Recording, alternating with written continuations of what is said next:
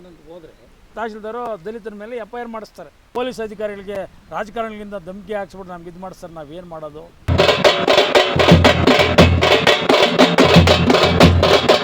ನಾವು ಹೋರಾಟ ಹಮ್ಮಿಕೊಂಡಿದ್ದು ಉದ್ದೇಶ ಏನಂದರೆ, ಈ ಒಂದು ಕಂದಾಯ ಇಲಾಖೆಯಲ್ಲಿ ಆಗ್ತಿರೋಂಥ ಅನ್ಯಾಯಗಳ ವಿರುದ್ಧ ಮತ್ತು ಪಂಚಾಯತ್ ರಾಜ್ ಇಲಾಖೆಯಿಂದ ಆಗ್ತಿರುವಂಥ ಅನ್ಯಾಯಗಳ ವಿರುದ್ಧ ನಾವು ಹೋರಾಟವನ್ನು ಹಮ್ಮಿಕೊಂಡಿದ್ದೀವಿ. ಈ ಹೋರಾಟದ ಹಿನ್ನೆಲೆ ಅಂದರೆ, ಬಂಡೆಕೊಡಿನಹಳ್ಳಿ ಗ್ರಾಮ ಪಂಚಾಯಿತಿಯಲ್ಲಿ ನಡೀತಾ ಇರ್ತಕ್ಕಂಥ ಅವ್ಯವಹಾರಗಳು ಇಡೀ ದೇಶದಲ್ಲಿ ಎಲ್ಲಿ ನಡೆಯಲ್ಲ ನಡೀತದೆ. ಯಾಕಂದರೆ ಅಂತಾರಾಷ್ಟ್ರೀಯ ವಿಮಾನ ನಿಲ್ದಾಣ ಪಕ್ಕದಲ್ಲಿದೆ. ಇದ್ದರೂ ಸಹ 2000ರಿಂದ ಹಿಡ್ಕೊಂಡು ಇದುವರೆಗೂ ಕೋಟ್ಯಾಂತರ ರೂಪಾಯಿಗಳು ಕಂದಾಯ ರೂಪದಲ್ಲಿ ಹಣ ಬರ್ತದೆ ಪಂಚಾಯತಿಗೆ. ಈ ಭ್ರಷ್ಟ ಕೆಲವು ಸದಸ್ಯಗಳು ಸೇರಿಕೊಂಡು ಹಣನ ಲೂಟಿ ಮಾಡೋದು, ಕಾಮಗಾರಿಗಳಂತೂ ಮಾಡಲ್ಲ. ಈಗ ಹಳೆ ಬಿಲ್ಗಳಿಗೆ ಹೊಸ ಕಾಮಗಾರಿಗಳನ್ನ ತೋರಿಸಿ ಅಂದರೆ ಬಿಲ್ಗಳು ಮಾಡ್ಕೊಂಡು ಹೋಗೋದು. ಆಗ 2023-24ರಲ್ಲಿ ಕಾಮಗಾರಿಗಳು ಮಾಡಿಬಿಟ್ಟಿದ್ದಾರೆ.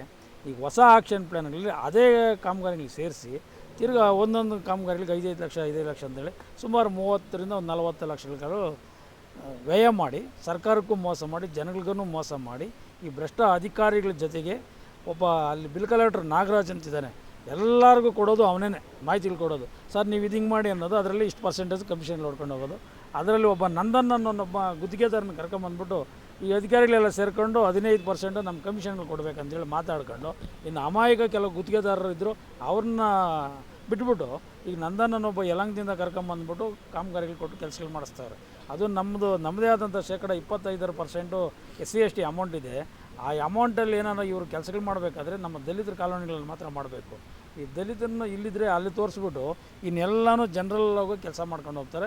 ಅದು ಕಾನೂನು ಬಾಹಿರವಾಗಿರ್ತದೆ. ಆ ವಿಚಾರದಲ್ಲಿ ಇವರು ಪರಿಶಿಷ್ಟ ಜಾತಿ ಮತ್ತು ಪರಿಶಿಷ್ಟ ಪಂಗಡಗಳ ದೌರ್ಜನ್ಯ ಅಡಿಯಲ್ಲಿ ಅವ್ರ ಮೇಲೆ ದೂರು ದಾಖಲು ಮಾಡಿಸ್ಬೇಕು. ಇದೊಂದು. ಆಮೇಲೆ ಆ ವಿಚಾರದಲ್ಲಿ ತನಿಖೆ ಆಗಬೇಕು. ಆಮೇಲೆ ಪಂಚಾಯತಿ ಅವಧಿ 7ನೇ ತಾರೀಕು ಮುಗಿದೋಗಿದೆ. ಈಗ ಒಳ್ಳೆ ಆಫೀಸರ್ಗಳಾಗಿದ್ದಾರೆ, ಗೆಜೆಟೆಡ್ ಆಫೀಸರ್ಗಳ ಥರ ಒಬ್ಬರನ್ನ ನೇಮಕ ಮಾಡಿದ್ದಾರೆ.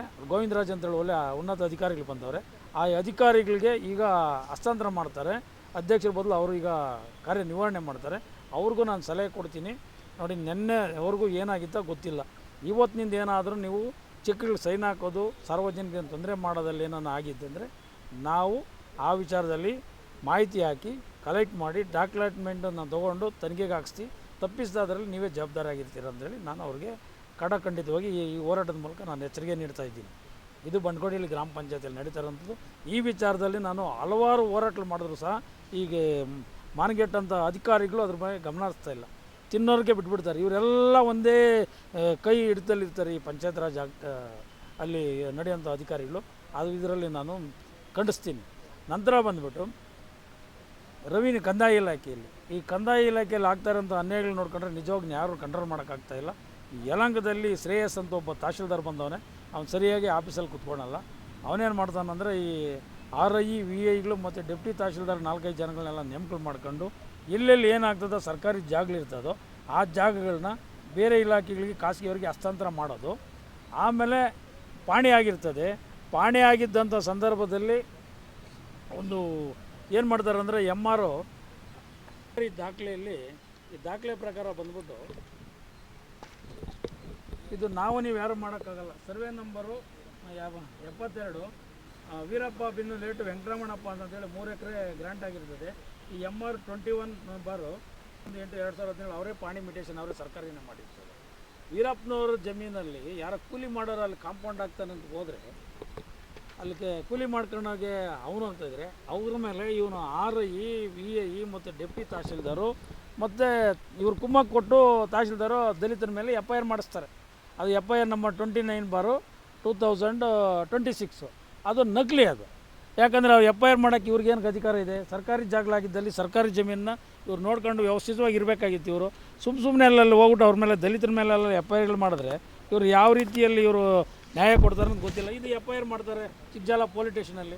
ನಾನು ಪೊಲೀಸ್ ಸ್ಟೇಷನ್ಗೆ ಹೊರಟಿ ಇನ್ಸ್ಪೆಕ್ಟ್ರನ್ನ ನಾನು ಭೇಟಿ ಮಾಡ್ತೀನಿ. ಮುಂಡಾಯಣ್ಣ ಇದು ನಮ್ಮದೇನು ತಪ್ಪಿಲ್ಲ, ನಾನು ಅದಕ್ಕೂ ನಾನು ಪೆಂಡಿಂಗಲ್ಲಿ ಇಟ್ಟೆ. ನಾನು ಇವರು VI ಮತ್ತು RI ಪುರುಷೋತ್ತಮ ಇವ್ರು ನಮ್ಮನ್ನು ಬಿಡಲಿಲ್ಲ. ಬೇರೆ ಕಡೆಯಿಂದ ಬಂದುಬಿಟ್ಟೆಲ್ಲ ನಮಗೆ ಧಮಕಿ ಹಾಕ್ಸಿ ಅದು ಹಾಕ್ಸ್ಬಿಟ್ಟು ಪೊಲೀಸ್ ಅಧಿಕಾರಿಗಳಿಗೆ ರಾಜಕಾರಣಿಗಳಿಂದ ಧಮಕಿ ಹಾಕ್ಸ್ಬಿಟ್ಟು ನಮ್ಗೆ ಇದು ಮಾಡಿಸ್ತಾರೆ. ನಾವೇನು ಮಾಡೋದು ಅಂತೇಳಿ ಚಿಕ್ಕಜಾಲ ಸರ್ಕಲ್ ಇನ್ಸ್ಪೆಕ್ಟರ್ ಪಾಪ ನಮ್ಗೆ ಹೇಳ್ತಾರೆ. ಆಮೇಲೆ RI ಇವನಿಗೆ ನಾನು ಪುರುಷೋತ್ತಮ ಫೋನ್ ಮಾಡಿ, ಏನವ್ಯ ನೀವು ಮಾಡ್ತಾರೆ ಕೆಲಸ ಮಿಟೇಷನ್ನು ನೀವು ಮಾಡಿದ್ದೀರಾ, ಆಮೇಲೆ ನೀವು ಬಂದ್ಬಿಟ್ಟು ಯಾವುದೋ ಒಂದು ಮಲ್ಟಿ ಹಾಸ್ಪಿಟ್ಲಿಗೆ ಕೊಟ್ಟಿದ್ದೀರಿ ಅಂತೀರಿ, ಮಲ್ಟಿ ಹಾಸ್ಪಿಟ್ಲ್ಗೆ ಕೊಟ್ಟಿದ್ರೆ ಅವ್ರು ಬಂದು ಕಂಪ್ಲೇಂಟ್ ಕೊಡಬೇಕು. ನೀವು ಹೆಂಗೆ ಕಂಪ್ಲೇಂಟ್ ಕೊಟ್ಟು ನೀವು ಇದ್ರ ಮೇಲೆ ಎಫ್ ಐ ಆರ್ ಮಾಡ್ತಾ ಇದ್ದೀರಾ? ನೀವು ಮಾಡೋಕ್ಕೆ ನಿಮ್ಗೇನು ಅಧಿಕಾರ ಇದೆ ಅಂದರೆ ಆಮೇಲೆ ಅವರು ತಡ್ಕಲಾಡ್ತಾನೆ ಮಾತಾಡೋಕ್ಕೆ. ಆಯ್ತು ಬಾಪ ಇಲ್ಲಿ ಮಾತಾಡೋಣ ಅಂತ ಹೇಳಿದ್ರೆ, ನಿನ್ನೆ ನಮ್ಗೆ 10 ಗಂಟೆಗೆ ಯಲಹಂಕ ತಾಲೂಕು ಆಫೀಸ್ಗೆ ಬಂದು ನಿಮ್ಮ ಹತ್ರ ಮಾತಾಡ್ತೀನಣ್ಣ ಅಂತ ಹೇಳಿದನು, ಇದುವರೆಗೂ ಬರಲಿಲ್ಲ. ಇವತ್ತು ನಾವು ಅದೇ ವಿರುದ್ಧವಾಗಿ ನಾವು ಇವತ್ತು ಮೆಮೊರಾಂಡಮ್ ಕೊಡ್ತಾಯಿದ್ವಿ, ಕಂಪ್ಲೇಂಟ್ ಕೊಡ್ತಾಯಿದ್ವಿ, ಪೊಲೀಸ್ ಸ್ಟೇಷನ್ಗೆ ಅವ್ರ ಮೇಲೆ ದೂರು ಕೊಡ್ತಾಯಿದ್ವಿ. ಯಾಕಂದ್ರೆ ಇವರು ಅಲ್ಲಿ ಕೆಲಸ ಮಾಡೋಂಥ ಸಂದರ್ಭದಲ್ಲಿ ಇವ್ರ ಮೇಲೆ ದಲಿತರ ಮೇಲೆ ಹೋಗ್ಬಿಟ್ಟು ಅವ್ರ ಮೇಲೆ ದೌರ್ಜನ್ಯ ಮಾಡಿ ಜಾತಿ ನಿಂದನೆಗಳು ಮಾಡಿ, ಈ ಜಾತಿ ನಿಂದನೆಗಳೇ ಮಾಡಿರೋಂಥ ವಿಡಿಯೋನ ಅವ್ನು ಮಾಡಲ್ಲ. ಇವರೇನ ಮಾತಾಡೋಕೆ ಹಂಗೆ ಸಾರಿ ಹಿಂಗೆ ಅಂದಾಗ ಅಧಿಕಾರಿಗಳು ಅವರು ಶಿಷ್ಟಿರ ಕೈ ಕೊಟ್ಬಿಟ್ಟು ವಿಡಿಯೋಗಳು ಮಾಡಿಸ್ತಾರೆ. ವಿಡಿಯೋಗಳು ಮಾಡಿಸೋದು ಪ್ರತಿಯೊಂದು ಬೆಳಗ್ಗೆ ಸಾಯಂಕಾಲವರೆಗೂ ನೀವು ಯಾಕೆ ಮಾಡಬೇಕಾಯಿತು? ಒಂದು ವೇಳೆ ನಾನು ಸರ್ಕಾರಿ ಜಾಗ ನಿಮ್ಮದಾಗಿದೆ ಅಲ್ಲಿ ನೀವು ಯಾಕೆ ಹದ್ಬಸ್ತ್ ಮಾಡಿಕೊಟ್ಟಿಲ್ಲ? ಇಲ್ಲ ಅವ್ನಿಗೇನು ನೋಟಿಸ್ ಕೊಟ್ಟಿದ್ದೀರಾ? ಇಲ್ಲ ಅವ್ನಿಗೇನು ಹೇಳಿಕೆ ಕೊಟ್ಟಿದ್ದೀರಾ? ಇಲ್ಲ ಮಾಡಬೇಡ್ರಪ್ಪ ಅಂತೇಳಿ ನೀವು ಸೂಚನೆ ಕೊಟ್ಟಿದ್ದೀರಾ? ಇವೆಲ್ಲ ಬಿಟ್ಬಿಟ್ಟು ನೀವು ಮಾಡೋದು ಕಾನೂನು ಬಾಹಿರವಾಗಿರ್ತಲ್ಲ. ಇವಾಗ ಪ್ರತಿಯೊಂದು ಇಂಟೆಲಿಜೆನ್ಸ್ ರಿಪೋರ್ಟಿನ ನೀವು ತೊಗೊತೀರಾ, ಪೊಲೀಸ್ ಇಲಾಖೆಯಲ್ಲಿ ಏನು ನಡೆದ್ರು ಎಲ್ಲ ವ್ಯವಸ್ಥಿತವಾಗೆಲ್ಲ ತೊಗೊಂಡು ಏನು ಬೇಕಾಗಿ ಮಾಡ್ತೀರಾ. ಅದೇ ರೀತಿಯಲ್ಲಿ ಪ್ರತಿಯೊಂದು ಇಲಾಖೆಗಳಲ್ಲಿ ಏನೇನಾಗುತ್ತೆ ಅಂತ ನಿಮಗೆ ಮಾಹಿತಿ ಇರ್ತದಲ್ಲ, ನೀವು ಯಾಕೆ ಮಾಡಬಾರ್ದು? ಆಮೇಲೆ ಖಾಸಗಿ ಕಂಪ್ನಿಗೆ ಕೊಡೋರು ನೀವು, ಆಮೇಲೆ ಕಾಂಪೌಂಡ್ರಲ್ಲಿ ಹಾಕ್ಸೋರು ನೀವು, ಆಮೇಲೆ ಸರ್ವೆ ನಂಬರ್ 72 ಮತ್ತು 73ರಲ್ಲಿ ಆದರ್ಶ ಡೆವಲಪರ್ಸ್ ಅಂತೇಳಿ ಮಾಡ್ತಾರೆ. ಸುಮಾರು 106 ಎಕರೆಗಳು ಸರ್ಕಾರಿ ಜಾಗನೇ ಒತ್ತುವರಿ ಮಾಡ್ಕೊಂಡಾರ. ಅದಕ್ಕೆಲ್ಲ ಏನು ಮಾಡಿದ್ದೀರಿ ನೀವು? ಆ ಒಂದು ವಿಚಾರದಲ್ಲಿ RI VIಗಳು ಇವ್ರು ದೊಡ್ಡ ಭ್ರಷ್ಟರಿದ್ದಾರೆ. 420 ಅಧಿಕಾರಿಗಳು ಇವ್ರು ಸಾಮಾನ್ಯದವರಲ್ಲ. ಪೊಲೀಸವ್ರಿಗೆ ಏನಾನ ನಾವು ಕೆಲಸ ಮಾಡೋಣ ಒಂದು ಕಾಪಿಗೆ ಹೋಗೋ ಟೈಮಲ್ಲಿ ಒಂದು 500 ರೂಪಾಯಿ ಕೊಟ್ಬಿಟ್ರೆ 100 ಕಡೆ ಹೇಳ್ಕೊಂಬತ್ತಾರೆ. ಆದರೆ ಈ ಅಧಿಕಾರಿಗಳು ಮಾಡೋಂಥ ಕಳ್ಳರು ಯಾರು ಇದು ಮಾಡಲ್ಲ. ಇಂಥವ್ರ ಮೇಲೆ ಮೊದಲು ತನಿಖೆ ಆಗಬೇಕು, ಇಂಥವ್ರ ಮೇಲೆ ತನಿಖೆ ಆಗಬೇಕು. ಕಂದಾಯ ಅಧಿಕಾರಿಗಳು ಎಲ್ಲಿದ್ದಾರೋ, ಇವನು ಪುರುಷೋತ್ತಮನನ್ನು ಸುಮಾರು ವರ್ಷಗಳಿಂದ ಒಂದೇ ಜಾಗದಲ್ಲಿದ್ದಾನೆ. ಒಂದೇ ಜಾಗದಲ್ಲಿ ಇವನು ಯಾಕಂದ್ರೆ ದುಡ್ಡು ಬರ್ತದೆ ಇರ್ತಾನೆ. ಆಮೇಲೆ ರೆವಿನ್ಯೂಯಲ್ಲಿ ನಡೆಯೋಂಥ ಅವ್ಯವಹಾರಗಳು ಎಲ್ಲಿ ನಡೆಯಲ್ಲ, ನಾನು ನೋಡಿಬಿಟ್ಟಿದ್ದೀನಿ. ಅದು ಕಡಿವಾಣ ಆಗಬೇಕು. ಈ ವಿಚಾರದಲ್ಲಿ ಕಂದಾಯ ಸಚಿವರಾದಂಥ ನಮ್ಮ ಕೃಷ್ಣ ಬೈರೇಗೌಡರು ನನಗೆ ನಿನಗೂ ಹೇಳ್ತಾರೆ. ಅವ್ರ ಕಾನ್ಸ್ಟಿಟ್ಯೂನ್ಸಿಯಲ್ಲಿ ನಡೆದಿರೋದು ಇದು. ಬ್ಯಾಟ್ರಾಂಬರ ಕಾನ್ಸ್ಟಿಟ್ಯೂನ್ಸಿಯಲ್ಲಿ ನಡೆದಿರೋ ಕೃಷ್ಣ ಬೈರೇಗೌಡ್ರೆ, ನಾವು ನಿಮ್ಗೆ ಹೇಳ್ತಾ ಇದ್ದೀವಿ, ಈ ವಿಚಾರದಲ್ಲಿ ತನಿಖೆ ಮಾಡಿ. ಸರ್ಕಾರಿ ಜಾಗ ಇದ್ದಲ್ಲಿ ನೀವು ಸರ್ಕಾರಕ್ಕೆ ತೊಗೊಳ್ರಿ. ಆಮೇಲೆ ವೀರಪ್ಪನವ್ರಿಗೆ ಯಾರು ಮಿಟೇಷನ್ ಮಾಡಿಕೊಟ್ಟವ್ರು ಅವ್ರ ಜಾಗದಲ್ಲಿ ಪೋಡಿಗಳೇ ಮಾಡಿಲ್ಲ. ಅಲ್ಲಿ ಪೋಡಿಗಳು ನೀವು ಮಾಡ್ತಿದ್ದಾಗ ಏನು ಮಾಡ್ತೀರಿ? ನೀವು ಪೋಡಿಗಳು ನೀವೇ ನಿಲ್ಲಿಸಿದ್ದೀರಾ. ಪೋಡಿಗಳು ಮಾಡೋದಲ್ಲಿ ಅವ್ರ ಜಾಗ ಎಲ್ಲ ಗುರ್ಸ್ಕೊಂಡು ಅವ್ರು ಮಾಡ್ಕೊಂಡು ಅವ್ರು ಹೋಗ್ಬೋದು.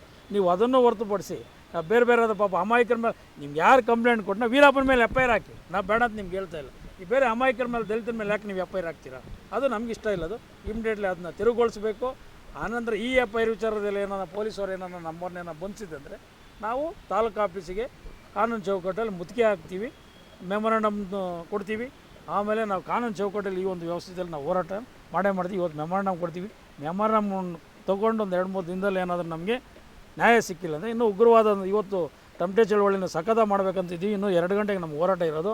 ಆದರೆ ಪಾಪ ನಮ್ಮ ಪೊಲೀಸ್ ಅಧಿಕಾರಿಗಳು ಇದ್ಕೊಂಡು ಎಕ್ಸಾಮ್ ನಡೀತದೆ ಮುನ್ರಾಜಣ್ಣ, ಇದೆಲ್ಲ ಸ್ವಲ್ಪ ಈ ಒಂದು ಇದು ಮಾಡಿರಿ ಅಂತ ಹೇಳಿದ್ರೆ ನಾನು ಅದಕ್ಕೋಸ್ಕರ ತಾತ್ಕಾಲಿಕವಾಗಿ ಇದನ್ನು ಸ್ಥಗಿತಗೊಳಿಸ್ತಾ ಇದ್ದೀನಿ. ಯಾವುದೇ ಕಾರಣಕ್ಕೂ ನಮ್ಮ ನ್ಯಾಯ ಸಿಗಲಿಲ್ಲ. ಆಮೇಲೆ ಇಂಟೆಲಿಜೆನ್ಸಿ ಅವ್ರಿಗೆ ಒಂದು ಇದು ಹೇಳ್ತಾ ಇರ್ತೀವಿ ನಾವು. ಪ್ರತಿಯೊಂದು ಹೋರಾಟದಲ್ಲಿ ಇಂಟೆಲಿಜೆನ್ಸಿ ರಿಪೋರ್ಟ್ಗಳೆಲ್ಲ ತೊಗೊಂಡು ಹೋಗ್ತಾ ಇರ್ತೀರಾ, ಬರ್ತಾ ಇರ್ತೀರ. ನಮ್ಮ ನ್ಯಾಯ ಅಂತೂ ಕೊಡೋಲ್ಲ ನಿಮ್ಮ ಪೊಲೀಸ್ ಇಲಾಖೆಯಿಂದ. ಯಾಕೆ ಕೊಡ್ತಾ ಇಲ್ಲ? ನಾವೇನು ಕಳ್ತನಗಳನ್ನ ಇದು ಮಾಡ್ತಾ ಇದೀವ? ಅದು ಬಂಧಿಸಿ ಸ್ವಲ್ಪ ಕಂಟ್ರೋಲ್ ಆಗಲಿ, ಪರಿವರ್ತನೆ ಆಗಲಿ ಅಂತ ಎಷ್ಟು ಮಾಹಿತಿಗಳು ಕೊಟ್ಟರು ಸಹ ನಮಗೆ ನೀವು ಕರೆಕ್ಟಾಗಿ ಆದಂಥ ಇನ್ಫಾರ್ಮೇಷನ್ಗಳು ಕೊಡ್ತಾ ಇಲ್ಲ. ಏನು ಕೊಡ್ತಾ ಇದ್ದೀರಿ ನೀವು? ಎಲ್ಲ ಇನ್ಫಾರ್ಮೇಷನ್ ನಿಮ್ಗೆ ಇರ್ತದೆ. ಅಂಥದ್ದು ಇನ್ಫಾರ್ಮೇಷನ್ಗಳು ತಗೊಂಡು ಎಲ್ಲ ಅಧಿಕಾರಿಗಳಿಗೆ ಸ್ವಲ್ಪ ನೀವು ಹಸ್ತಾಂತರ ಮಾಡಿ ಈ ಥರ ನಡೀತದೆ ಅಂತೇಳಿ ನೀವು ಪೊಲೀಸರು ಇದು ಮಾಡಬೇಕು. ಇವತ್ತು ಪೊಲೀಸ್ ಇಲಾಖೆ ಇಲ್ದಿದ್ದು ಯಾವುದೇ ಇಲಾಖೆ ಕೆಲಸ ಮಾಡೋಕ್ಕಾಗಲ್ಲ.